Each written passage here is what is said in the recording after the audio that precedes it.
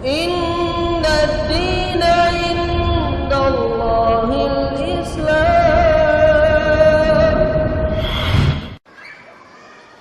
Apakah para habaib itu semuanya keturunan Nabi? Apakah hanya gelar semata seperti halnya gelar ustadz, kiai dan sebagainya?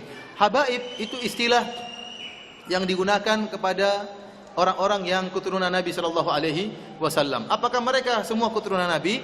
Wallahu alam, kita tidak tahu, kan ini berkaitan dengan sanad dan masalah kejujuran.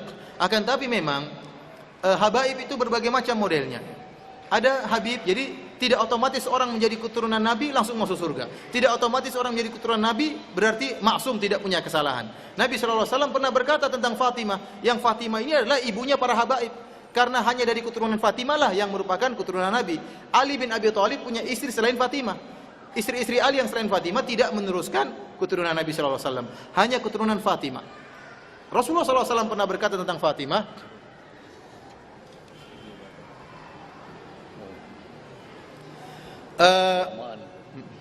Rasulullah SAW pernah berkata tentang Fatimah, "Lau kana Fatimatu bintu Muhammad saraqat laqata'tu yadaha." Kalau seandainya Fatimah putrinya Muhammad mencuri, saya akan potong tangannya. Ini kata Nabi. Rasulullah juga pernah berkata, "Ya Fatimah bintu Rasulillah sallallahu alaihi wasallam, salini min mali ma syi'ti la ugni anki minallahi syai'a." Wahai Fatimah putri Rasulullah, mintalah harta, saya akan berikan, tapi saya tidak bisa menyelamatkan engkau selamanya. Oleh karena tidak mesti keturunan Nabi kemudian jadi maksum masuk surga. Buktinya keturunan Nabi Nuh alaihissalam anaknya sendiri kafir. Ya. Tidak otomatis keturunan Nabi kemudian menjadi maksum dan masuk surga, enggak. Oleh karenanya habaib pun, keturunan Nabi pun bermacam-macam. Ada habib-habib Syiah, banyak habib Syiah. Kalau kita mengatakan habib pasti benar, kita bilang kalau begitu habib Syiah. Karena habib Sufi juga menyerang habib Syiah. Kita bilang mana yang benar, habib Sufi atau habib Syiah? Di Madinah sana kalau ada orang Syiah yang pakai sorban hitam itu habib. Kalau sorban putih itu bukan habib, tapi Syiah, ulama Syiah. Tapi kalau dia sudah pakai sorban hitam, dia ulama Syiah dan juga habib. Dan subhanallah pernah diadakan penelitian besar-besaran dan pemeriksaan DNA. Antum bisa cari di YouTube ya, kalau antum bisa bahasa Arab, antum coba tulis tentang DNA. Jadi ada seorang keluar di televisi, dia pakar dalam masalah DNA. Dia menukilkan tentang ahli DNA dari yang ada di dunia ini, yang menukil tentang jenis-jenis DNA.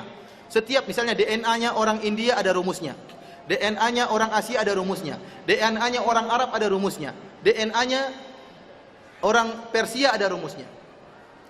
Maka dia berkesimpulan kalau orang keturunan Nabi ya, harus punya DNA Arab.